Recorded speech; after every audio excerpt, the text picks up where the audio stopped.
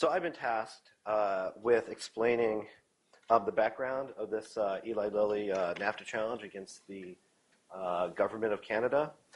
I just want to begin with the caveat that I'm a registered to practice law in the state of Illinois and actually practice patent law in front of the Patent Office, but I'm not registered to practice law in Canada.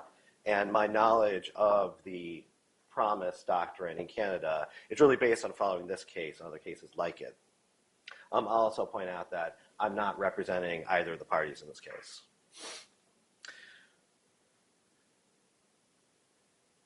So the main issue in this dispute is Canada's unique utility requirement for patents, known as the Promise Utility Doctrine. To appreciate what this is, it's helpful to look at Canada's patent statute, specifically Section 2, which states that an invention means any new and useful art, process, machine, manufacture, composition of matter, or any new and useful improvement thereof. This is very similar to the U.S. version, and in a lot of ways, one of the first things I learned about patent law is that an invention needs to be new, useful, and non-obvious. Now, in the U.S., as has been alluded to, the utility requirement has been a fairly low hurdle. However, Canada has developed a more exacting requirement referred to as the Promise Utility Doctrine or Promise Doctrine. The fact that a patent might promise what an invention will do was explained in a Canadian case from 1981, which adapted the standard from a treatise on the laws of England, basically saying that it means an invention will not work, either in the sense that it will not operate at all, or more broadly, that it will not do what the specification promises that it will do. This was expanded in 2002 in this particular Canadian case, in which the Canadian courts explained that the utility promise must be established on the basis of either a demonstration or sound prediction. Now, my understanding of demonstration is that it already needed to be demonstrated in the art as of the time of the filing of the application that the promise can be achieved. The promise of the application can be achieved. Therefore, the patent holder or the patent applicant can rely on data not included in the patent application, but available as of the time of filing. If the promise can't be demonstrated, then the courts use the sound prediction test.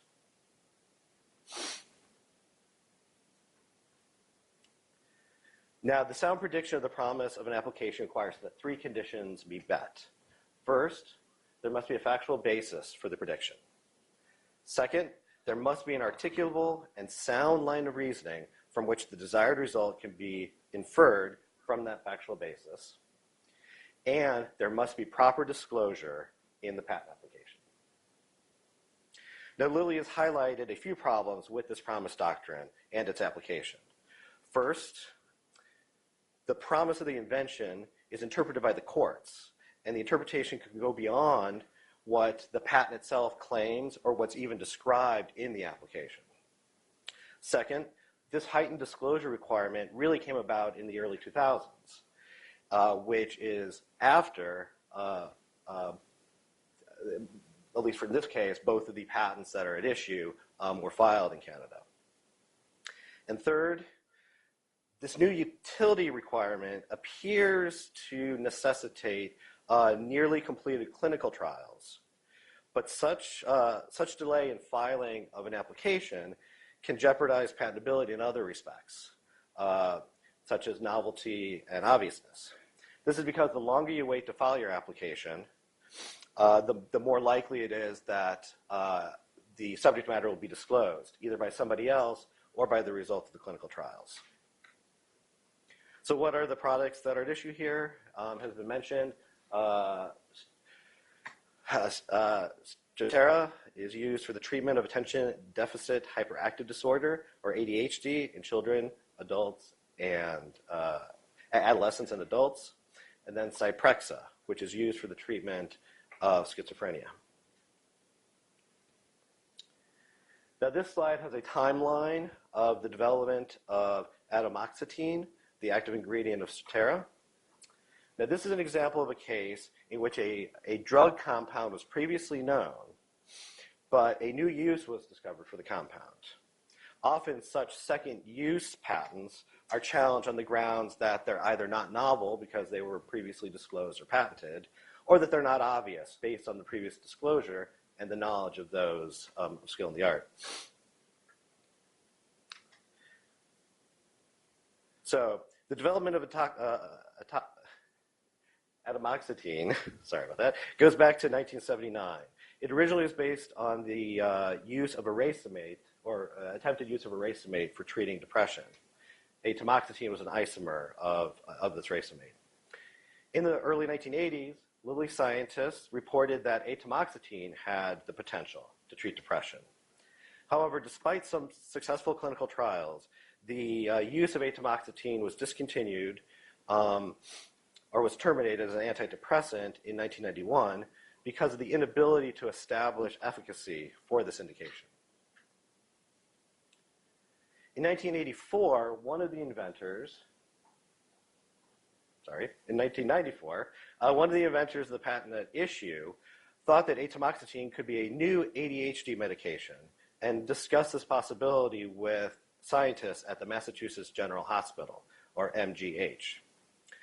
And in 1995, there was a pilot MGH study that was conducted to test the hypothesis that atomoxetine might be useful in treating ADHD. However, the study was somewhat rushed because since the drug had been sitting around for a little while, it was about to expire later in that year. So they were only able to enroll about 22 adult patients into the study. Nevertheless, the results of the study suggested that atomoxetine was associated with clinically and statistically significant improvements in individual ADHD symptoms. A U.S. application was filed on January 11, 1996, prior to this MGHD study, so the information from the study obviously was not included, and the Canadian application was filed in January of 1996, claiming priority to the U.S. application. However, because it was claiming priority, it also did not include any of the information from the MGH study. And regulatory approval was obtained in Canada in December 2004. With regard to this specific litigation, Nova Pharm sought a declaration that Lilly's Canadian patent was invalid and void. Now, I'd mentioned that these patents are often challenged as not being novel or as being obvious. The court in this case found that the use of atomoxetine to treat ADHD was not anticipated by the prior patent disclosing atomoxetine because they did not mention the treatment of ADHD. Also, the court found that the use of atomoxetine was not obvious to treat ADHD. But the court used the utility requirement to find that the patent was invalid. So walking through the analysis that I basically described up front about the promise,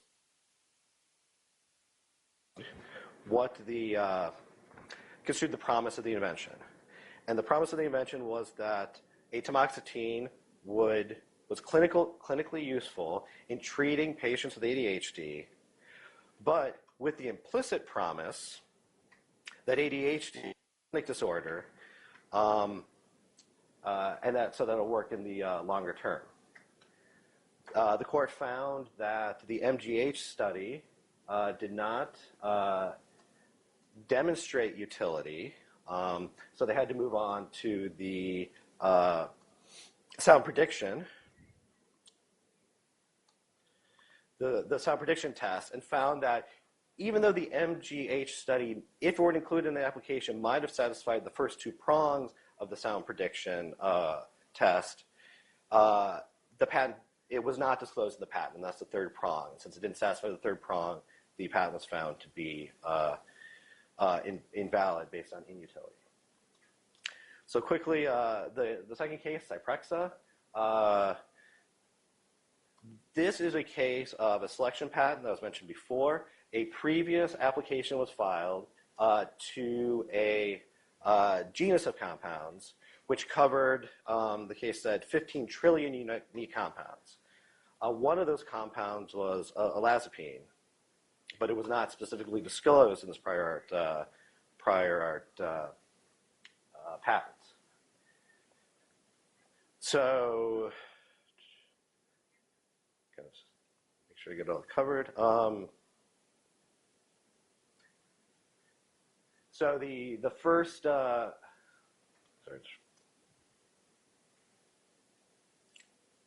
So the first patent, the 687 patent, claimed these genus of compounds and indicated the utility would be for treating schizophrenia. Two compounds that were disclosed in the 687 patent were tested and looked promising. However, because some of the potential problems encountered during the clinical trials, Lilly discontinued the studies with these two drugs. The drugs are listed there. Around 1982, olazapine was first synthesized. And because of the successful preclinical results, the clinical trials in patients began in 1989. And patent application was filed in 91, and the patent granted in 98. With regard to the Zyprexa litigation, it's actually somewhat complicated. There are actually a few litigations that went on, and even in this one, there was a lower court decision invalidating the patent as not a valid selection patent. It went up to the appeals court, and the appeals court said that's not a proper basis to invalidate a patent. Selection patents follow the same rules as the others. It has to be new, useful, and unobvious. So it went back down to the lower court, and they used the utility promise doctrine. They determined that the promise of olazapine is that it would work to treat schizophrenia, but also that it would work better than the compounds disclosed in the prior patent and other antipsychotic drugs. Court determined that utility was not demonstrated for this promise, and determined that the sound prediction test was not met because even though there were actually a lot of clinical studies disclosed, clinical and preclinical studies disclosed in the application, they found that the first problem might have been met, but there was no sound line of reasoning to get to the promise of the application. So, and just very briefly, just introducing, based on these two cases, Lilly has filed a notice of arbitration with Canada under NAFTA, and the specific 1709 challenges. The first, Lilly challenges that Canada is not allowing their patents, not giving that Canada invalidated Lilly's patents based on utility, industrial applicability, and they pointed out that it was somewhat ironic that they did so because Canada had approved this drug for treatment approved these drugs for treatment in Canada, that hundreds of thousands of Canadians were using this drug, and that Lilly's competitors were actually trying to commercialize on the commercial success of Lilly's drugs to make copies of the same medicine. Also, the Section 7 of Article 1709 mentions without discrimination, and Lilly pointed out that the pharmaceutical industry is being discriminated against. And finally, in Section 8, NAFTA provides that you can't invalidate a patent if a ground exists, only if a ground existed for refusal of the patent in the first place. Lilly points out that the rules changed between when the patents were filed and the 2000s. So, a quick plug for our blog. We have a blog, the Patent Docs blog. We cover issues like this, as well as other issues dealing with pharmaceutical and biotech industry and patent law in the intersection. Thank you.